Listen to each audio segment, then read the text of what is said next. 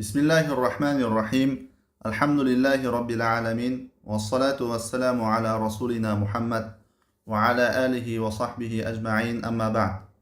Mabdaun Nahu kitobidan darslarimizni davom ettiramiz. Biz o'tgan darslarda ismlar va fe'llar to'g'risida gaplashdik. Ya'ni ismlarni raf, nasb, jar o'rinlari to'g'risida, undan oldin fe'llarni raf, nasb va jazm o'rinlari to'g'risida va tavobelar to'g'risida gaplashdik. Va bugun endi 35-darsda harflar to'g'risida gaplashamiz. Chunki o'zi kalima 3 qismga bo'linardi: ism, fe'l va harf. Harflar to'g'risida uncha gaplashmadik. Endi mana shu 35-darsimiz mustaqil to'liq harflar to'g'risida.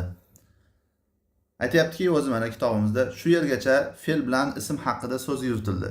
Shu bilan birga so'z orasida goh-gohida harflar haqida ham so'zlab o'tildi. Masalan, jar qiluvchi harflar yoki nasb qilguvchi yoki jazm qilguvchi harflar deb ora-orada gaplashib o'tdik. Arab tilida harflarning hammasi 80 tachadir. Demak, arab tilida 80 tacha harflar bor.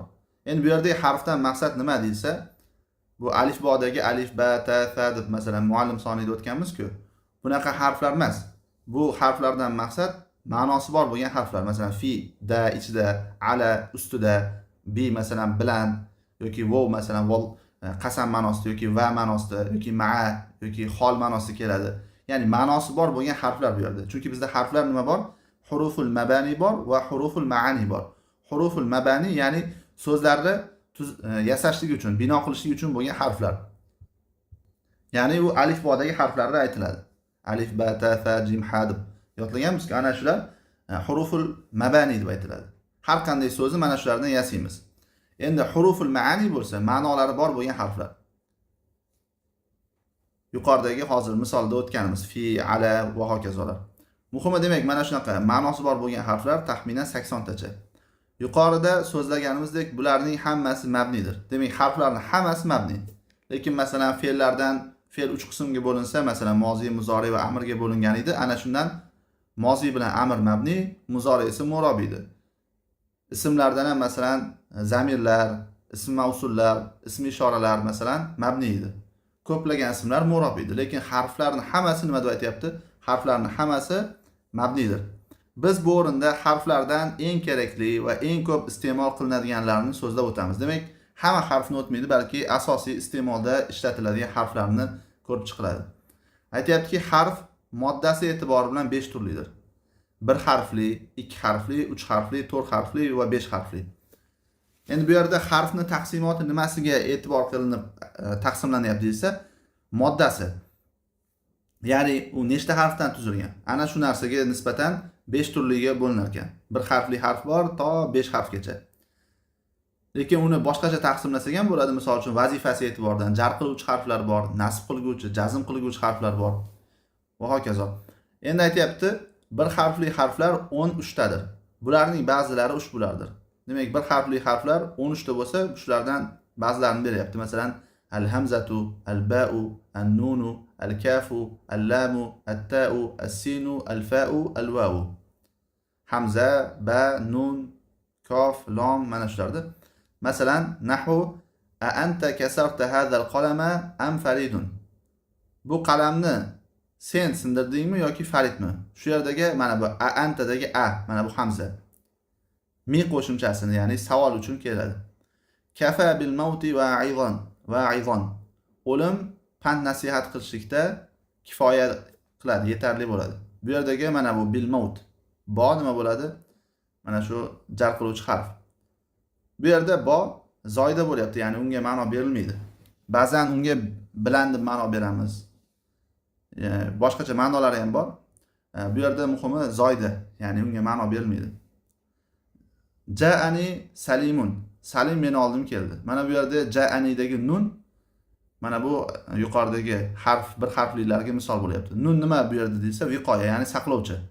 Nimani saqlab beradi desa, mana bu yoy mutakallim fe'ldan keyin to'g'ridan to'g'ri yopishadigan bo'lsa, ja'a dan keyin mana bu yoni qo'shadigan bo'lsak, mana bu yo o'zidan oldingi harfni kasrali bo'lishini oladi. Ya'ni bu kalimani vaznini, qolipini buzib tashlaydi agar uni to'g'ridan to'g'ri qo'shadigan bo'lsak. Shuning uchun ana shu vaznini saqlab qolishlik uchun mana bu nunni qo'shamiz. Nun shuning uchun viqoya deb aytiladi, ya'ni saqlovchi. Mana shu nun kelganligi sababli hamma vaznlar kalimalar o'zini o'rnida turibdi. Jaa o'zini holatida turibdi. Masalan, jai bo'lmayapti-da. Muhimi mana bu nun yuqoridagi bir harfli harfga misol. Al-ilmu kan-nuri, ilm nur kabidir. Mana bundagi kof kabi o'xshash degan. La Yusufu ahabbu ilayya min akhihi. Bu yerdagi mana bu nom. Yusuf menga akasidan ko'ra sevimliroq. Xarajatil jariyatu satarji'u. Joriya chiqib ketdi. Tezda qaytadi. Shu yerdagi xarajatdagi mana bu t muannasga alomati. Undan keyingi mana bu sin. Bu mustaqbal, ya'ni kelasi zamon fe'llari tutashib keladi va odatda yaqin zamon uchun ishlatiladi. Dakhalal ulama'u fal umara'u. Ulamolar kirdi va ketidan nima? Amirlar kirdi. Bu yerdagi fa atf qilish ma'nosida keladi. Tartib va nima? Ketma-ketlik, taqibni ifodalaydi. Tasuduna bil ilmi val adabi. Ilm va odob bilan said bo'lasizlar. Bu yerdagi vov mana. Bog'lovchi edi bu. Endi ikki harfli harflar 26 ta. Ulardan ba'zilari ushbular. Hammasini bermayapti. If, al, an, in, ay, i, fi, law, ma, ka'annama, min, ha, hal, wa, ya, qad, am, aw, bal, an, kay, la, lam, lan. Masalan, if. فبينما أنا في الشارع الكبير إذ صاحبي فريد يسلم علي. Men katta ko'chada bo'lgan paytimda bir mahal yoki to'satdan do'stim Farid menga salom beryapti. Yoki masalan bunday ma'no bersak ham bo'ladi. Men katta ko'chada bo'lib turgan paytimda to'satdan do'stim Farid menga salom berayotgan ekan desak bo'ladi. Bu yerda iz nima? Mufajaani bildiradi, ya'ni to'satdan degan ma'noni bildiradi. Ikki harfli harflarga mana shu izga misol shu. Akramtuhu iz huwa mushtahidun. Men uni ikrom qildim chunki u mushtahiddir. Bu yerda iz nima bo'lyapti? Ta'lil, bir sabab ma'nosida kelyapti. Ya'ni unga ikrom ko'rsatdim, hurmat ko'rsatdim. Nimaga desa, chunki u mushtahid. Iz bu yerda nima? Illat, bir sabab ma'nosida kelyapti. Undan oldingisida bo'lsa mufaja, ya'ni to'satdan, bir mahal yoki banogoh degan ma'nolarda keladi. Keyingisi al. Ra'aytul muallima, muallimni ko'rdim. Bu yerda al noaniq ismni aniq ma'noga keltirib qo'yadi. Al muallim bu yerda demak aniq ism. Al muarrif deb aytiladi shuning uchun. Ma'rifaga aylantiruvchi al. Keyingisi, endi boshqa ma'nolari ham bor, faqatgina asosiy ma'nolarini aytilyapti. An fa auhayna ilayhi an isna'il fulka. Biz unga kema yasang deb vahiy qildik. An bu yerda tafsir qilguvchi harf bo'ladi. Endi anni boshqa ma'nolari ham bor, mastar ma'nosi bor. Masalan, fe'l muzoridan oldin kelib mastarga aylantirib qo'yadi. Va tafsirlash uchun ham ishlatiladi. Bu yerda demak an tafsir qilib beryapti. Biz unga vahiy qildik, shu nimani desa, kemani yasashligini. Falamma an ja'a al-muallimu.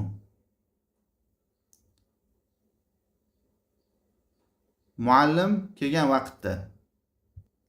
Bu yerda mana bu lamma zarf bo'ladi. Bu ham harflardan, hali uni o'tamiz. Demak, an mana bu mavzuyimizga tegishlisi mana shu hozirgi o'tayotganimiz ikki harfli harflardan mana shu an. An demak bu yerda zoida bo'ladi. Shu zarfiyatning ma'nosini kuchaytirish uchun, ta'kidlash uchun kelyapti. Ma'nosi ya'ni muallim kelgan vaqtda. Demak, yuqorida ham bitta ba'ni nima deb aytdik? Zoida deb aytib ketdik. Ba'zan shu ma'noni ta'kidlash yoki boshqa har xil maqsad uchun harflarga zoida, ya'ni ziyoda deb turib i'rob beramiz, lekin albatta uni foydasi bo'ladi. Keyin esa inhum illa kusala. Ular faqat dangasadir. In bu yerda nafiy ma'nosida, inkor ma'nosida kelyapti. Ma in nadimtu ala sukuti marratan. Men sukut saqlashlik, jim turishlikka biror marta nadomat chekmadim. Ma in nadimtu. In bu yerda zoida bo'lyapti, ma'noni ta'kidlash uchun. O'zi ma ham ma nadimtu desa ham o'zi ma'no tushunarli. Inni qo'shsak bu yerda ya'ni ma'no ta'kidlanyapti. Keyingisi ay. Hada asjad, ay zahabun. Bu asjaddir, ya'ni tillodir. Ay ya'ni bu sharhlab beradi. Ya'ni degan ma'noda keladi. O'zidan keyingi kalima mana bu zahab. Nimani sharhlanayotgan bo'lsa, ana shuni i'robini keltirsak ham bo'ladi yoki ana shunga maf'ul qilsak ham bo'ladi ayga. Keyin esa yaquluna innaka mushtahidun. Aytishyaptiki, albatta sen mushtahidsan. Qultu vallohi inni la mushtahidun. Aytdimki, ha, Allohga qasamki, albatta men faolman. Na'am degani. Keyin esa darabani abi fi Muhammadin. Otam Muhammad sababli meni urdilar. Mana law keyin esa law ansafa an-nasu lastaraha al-qadi. Agar insonlar insof qilishganda edi, qozi dam olardi. Ha deb qoziga ish tushirmasdi demoqchi. Bu yerda law agar degan. Uktub walau sa'atan. 1 soat bo'lsa ham yoz. Yozgin garchi 1 soat bo'lsa ham deb aytibdi. Keyin esa ma hada mushtahidan. Bu mushtahid emas. Bu yerda ma laysa ma'nosi kelyapti. Fabima rahmatin minallohi linta lahum. Alloh taoloning rahmati bilan ularga nima yumshoq bo'ldingiz. Bu yerda ham mana bu ma. Ka'annama Zaydun asadun. Zayd asad kabidir. Bu yerda ka'annamadagi ma. Ka'annaga ma qo'shilib kelyapti. Bu yerda inna va innan axovatlariga mana bu ma qo'shilib keladigan bo'lsa, nima qiladi? Bu ma'noni deb aytma. Ya'ni ana shu innani amalini bekor qilib qo'yadi. Masalan, innaga innama ma qo'shiladigan bo'lsa, buni kaffa deb aytiladi. Inna o'zi nima qilardi desa, mubtado va xabarga kirib, mubtadoni nasb, xabarni raf qilardi. Ana shu amaldan to'sib qo'yadi. Shuning uchun bu yerda ham ka'annamada faqatgina ma'nosi bor, ya'ni xuddinki, o'xshashki degan ma'nosi turibdi, lekin i'robga ta'siri to'silib qoldi. Nimaga desa, mana bu ma sababli. Chunki ma'ni nima deb aytdik? Koffa deb aytiladi, ya'ni to'suvchi. Zaydun asadun. Zayd xuddi sher kabi. Ma'nosi qolaveradi, lekin faqatgina amaldan to'sib qo'yadi. Min kengisi. At-talamizatu minhum man ijtahada va minhum man lam yajtahid. O'quvchilar, ulardan ijtihod qilgan kishilari bor va ulardan ijtihod qilmaganlari bor. Bu yerdagi min. Bu yerda minning ma'nosi ba'zisi degan ma'noda bo'lyapti-da. O'quvchilar, ulardan ba'zilari degan ma'noda-da. Minni bu yerda tabiiyat ma'nosi kelyapti. Ba'zan boshlash ma'nosi ham keladi. Keyingisi ha anada. Ha men bu menman deganida. Ha bu yerda tanbih beruvchi harf bo'lyapti. Ha inna sohibaka bil babi. Albatta seni do'sting eshikni oldida. Ha bu yerda tanbih uchun ishlatilyapti, ya'ni harf bo'lyapti. Hop. Hal jaa Faridun. Farid keldimi? Bu yerda hal istifhom. Keyingi va Husayna va kabida. Va Husayn deb, ya'ni bu yerda va bir narsaga achinish ma'nosi kelyapti. Va kabida degani voy jigarim degani. Masalan, bizda ham voy jigarim yoki voy boshim deb aytiladi-ku. Shundagi va. Keyingisi ya Husayna. Ey Husayn degani. Ya layta muallimi yuallimu ijtihadi. Ya'lamu ijtihadi. Ey koshkida o'qituvchim meni ijtihodimni bilsa. Bu yerda layta ya bu yerda ya degani, ya'ni nido. Buni o'tganmiz.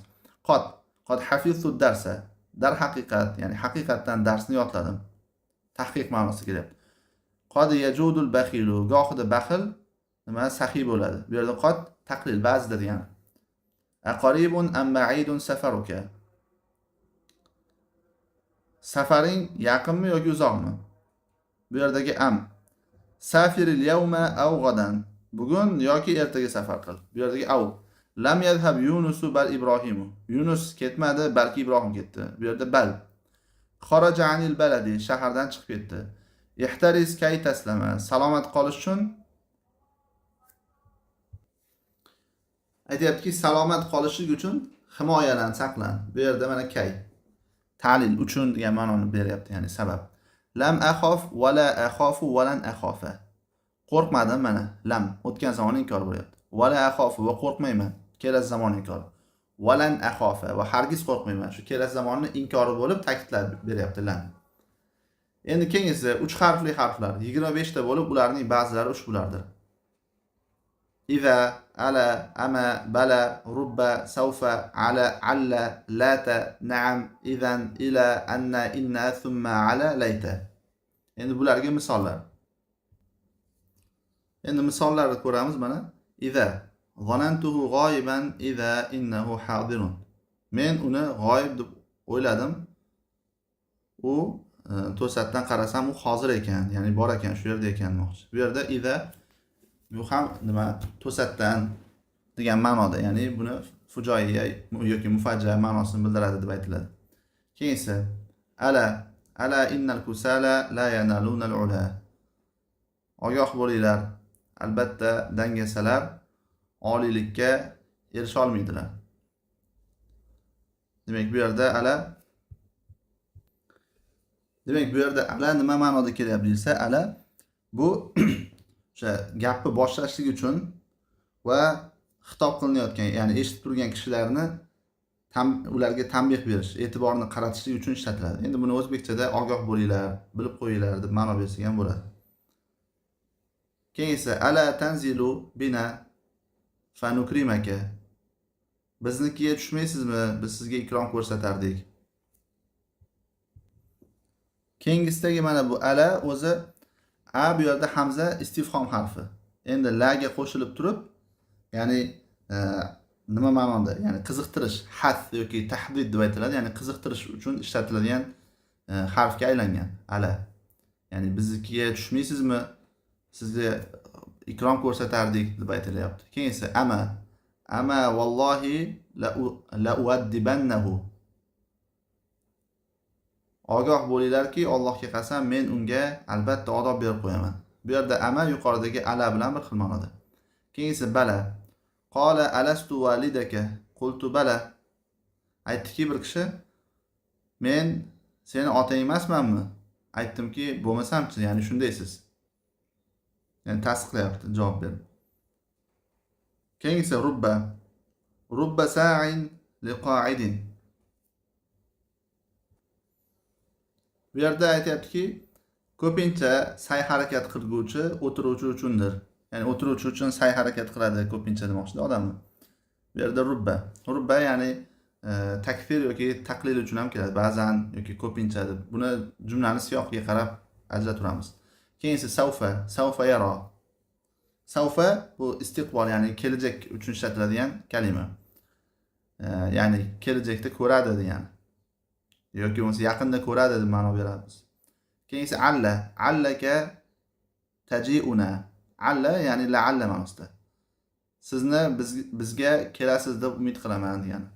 Keyin esa lata nadimta va lata sa'ata mandamin. Nadomat qilding vaholanki bu soat nadomat qilinadigan soat emas. Bu yerda lata inkor ma'nosida. Ya'ni ismi mahzufda. Valata as-sa'atu sa'ata mandaminda. Nadomat qilding vaholanki bu soat nadomat soati emas deganda. Keyin esa na'am. Qala hal hafizta darsaka? Darsingni yodladingmi? Qultu na'am, men ha dedim. Na'am ya'ni javob uchun keladi. Na'am yoki la yuqorida bala masalan. Keyin esa idan tusiru javoban liman qala sa'aqsiduka. Men seni qasd qilaman degan odamga idan tusiru deb javob beryapti. Bu yerda sa'aqsiduka emas, vallohu bu sa'aqsidu bo'lish kerak. Ya'ni iqtisod qilaman, ya'ni tejiyman degan kishiga javob aytib, unday bo'lsa boy bo'lasan degan ma'noda bo'lyapti. Hop, keyin esa ila bilan anna ekan. Ahsantu ila jirani li annahum mustahiquna. Qo'shnilarimga yaxshilik qildim chunki ular haqli. Bu yerda mana ila, keyin mana bu anna.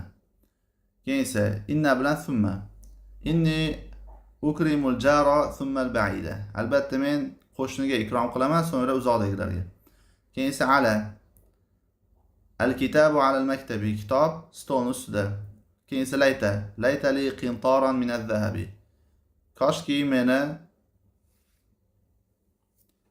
tilladan ya'ni bir qintor tillan bo'lsa edi deb aytayapti. Bu qintor bu og'irlik o'lchov birligi, ya'ni ko'p demoqchida, ko'pgina tillan bo'lsa edi degan ma'noda bo'lyapti. layta ya'ni orzu ma'nosida. Keyingi 4 harfli harflar 15 ta bo'lib, ba'zilari 3 bo'lardi. Keyingi demak mana 4 harfli harflar ekan. Alla, amma, imma, kalla, lamma, laula, lauma, halla, izma, illa, hatta, ka'anna, la'alla. Birinchisi demak alla. Alla ra'aytum haqqal ukhuwati. Bu yerda bunday ma'no beramiz. Birodarchilik haqqiga rioya qilmadingizmi? Ya'ni tanbeh ma'nosida, bir dakki berish ma'nosida ishlatilyapti. Keyingi amma ta'amal bakhili fala ta'kal. Fala ta'kul. Ammo baxilning taominiga kelsak, uni yemagin. U tafsilot uchun keladi ko'pincha ammalar. Keyingi imma al-ismu imma mabniyun va imma mu'rabun. Ism yoki mabni yoki mu'rab. Bunda mana e'tibor bersak, bir nechta taqsimotga bo'linadigan bo'lsa, ana shu tafsilotlarda ishlatilyapti imma yoki deb. Keyingi kalla. Kalla innaha kalimatun huwa qailuha. Yo'q, albatta u aytuvchisi aytgan bir so'zdir, gapdir. Kalla yo'q deb ma'no beramiz. Keyingi lamma. Lamma ra'aynahum harabu. Biz ularni ko'rgan paytimizda ular qochib ketishdi. Lamma. Demak, ma'nosi biz ularni ko'rishimiz bilanoq ular qochib ketishdi. Endi ba'zan lamma ham lam bilan bir xil ma'noda ham keladi, ya'ni masalan lam yadrib urmadi bo'lsa, lamma yadrib ham hali urmadi degan ma'noda ham keladi. Ya'ni lamma bilan lam bir-biriga o'xshash ma'noda ham keladi. Lekin bu yerda vallohu alam lamma hozir yuqorida ma'no berganimizdek ma'no beriladi. Ya'ni zarf qilinib. Ya'ni biz ularni ko'rgan paytimizda ular qochib ketishdi. Ya'ni bu yerda paytda deb ma'no berdik. Lekin o'zi lamma ba'zan o'sha lam bilan bir xil ma'noda, ya'ni inkor ma'nosi keladi. Keyingi laula va lauma. Laula tashtahidun. Qaniydi ishtihod qilsaydilar. Lauma tashtahidun. Bu ham xuddi shunaqa. Qaniydi ishtihod qilsaylar edi degan ma'noda. Laula zaydun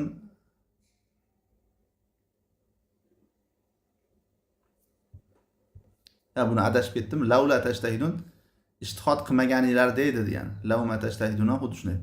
Laula zaydun la halaka amrun.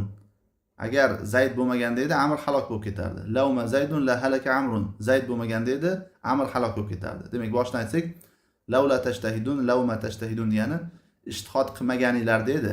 Law degani agar. La bo'lsa inkor, ya'ni agar ishtihod qilmaganinglar deydi, yoki bo'lmasa agar Zayd bo'lmaganda edi, Amr halok bo'lardi. Keyingi halla. Halla tursilu ila akhika. Demak, ma'nosi akangga yubormaysanmi degani. Hal bilan la qo'shilganda, hal mi qo'shimchasi, ya'ni savol uchun ishlatilsa, la bo'lsa inkor. Ya'ni bu yerda qiziqtirish, undash degan ma'no borda. Ya'ni akangga yuborsang bo'lmaydimi, yubormaysanmi deganda. Keyingi izma tata'allam tataqaddam. Qachon ta'lim olsang, oldinga siljaysan, oldinga yurasan. Keyingi kullu shay'in halikun illa wajhahu. Barcha narsa halok bo'lushidir, illo Alloh taoloning yuzidan tashqari.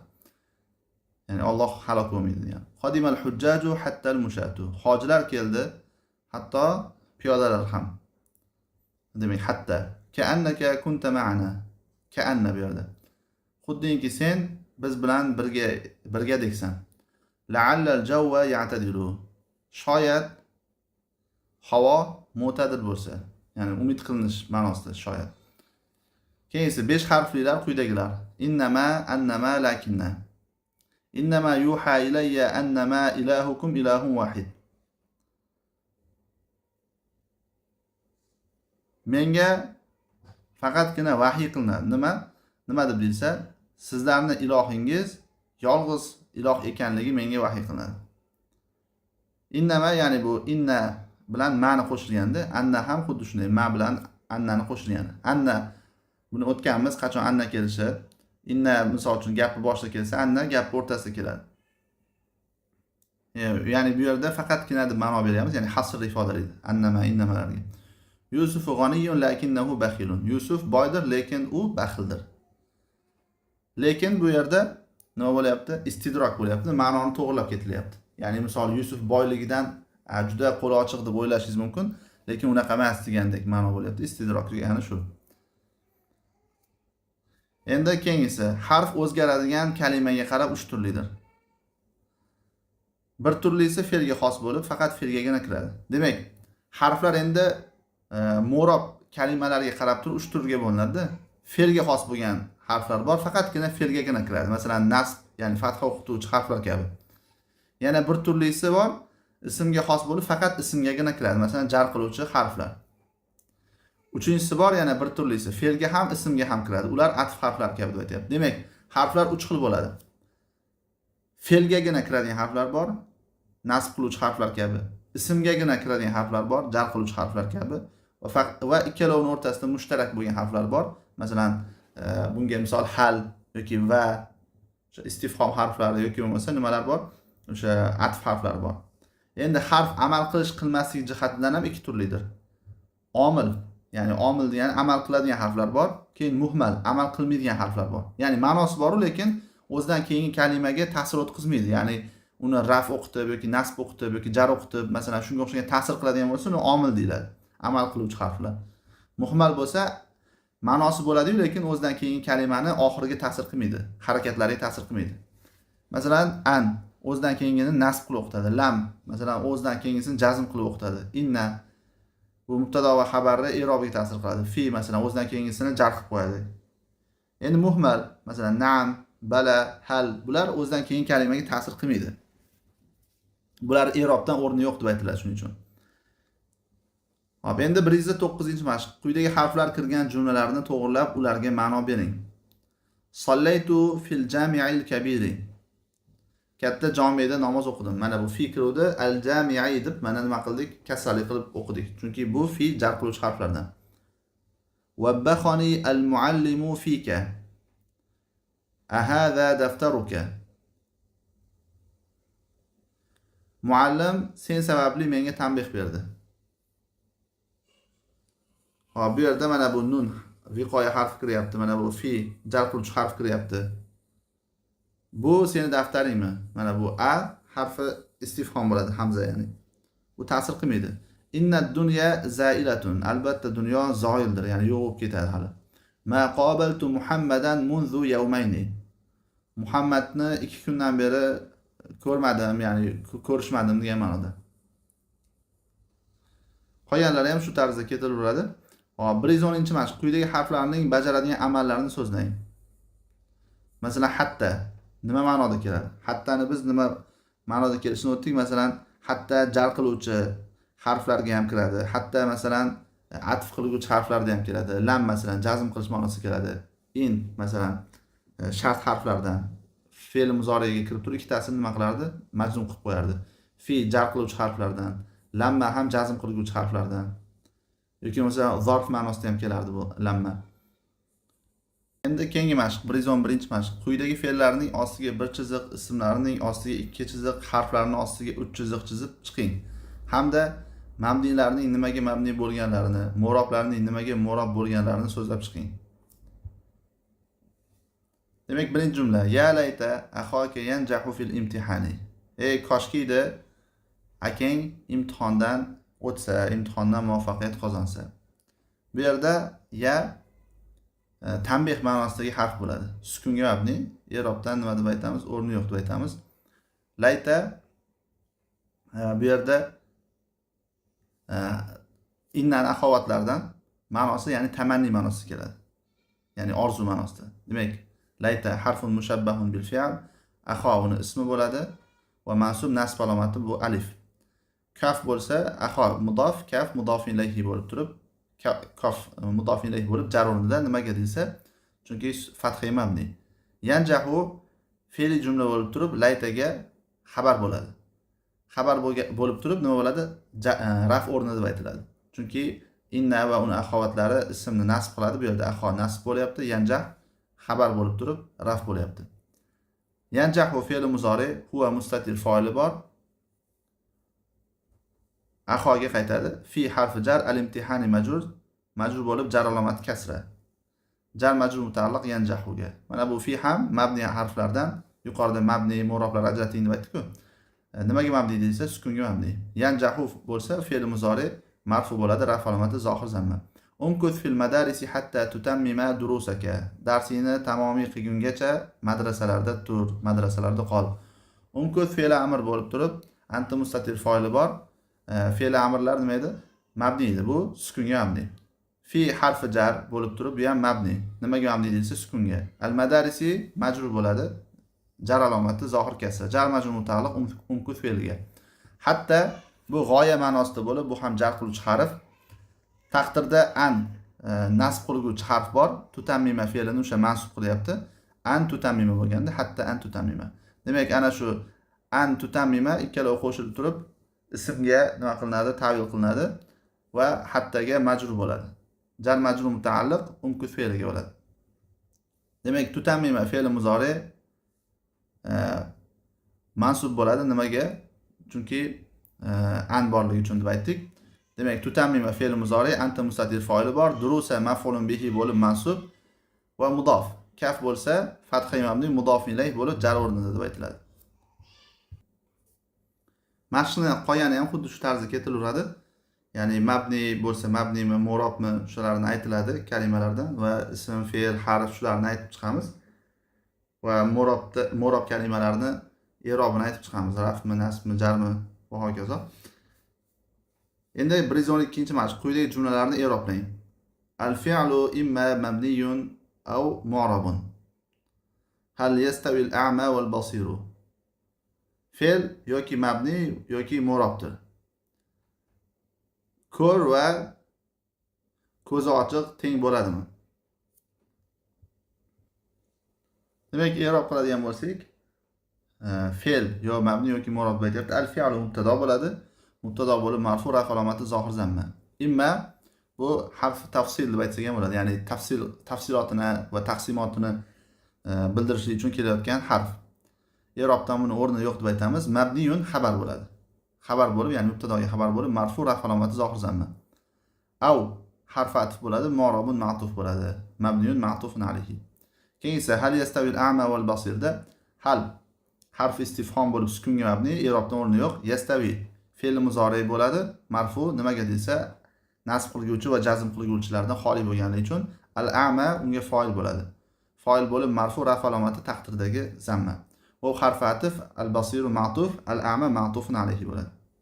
Kallamtul amira nafsahu, amirni o'ziga gapirdim. Kallama fe'l tu uni foil bo'ladi, al-amir maf'ulun bihi, nafsahu bo'lsa ta'kid bo'ladi al-amirdan. Qolganlari ham shu ko'rinishda ketilaveradi.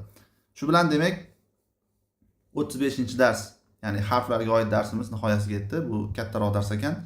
Keyingi darsimiz ham katta darslardan 36-dars. Ya'ni sonlar to'g'risida bo'ladi, adad va ma'dudlar to'g'risida. Vallohu a'lam.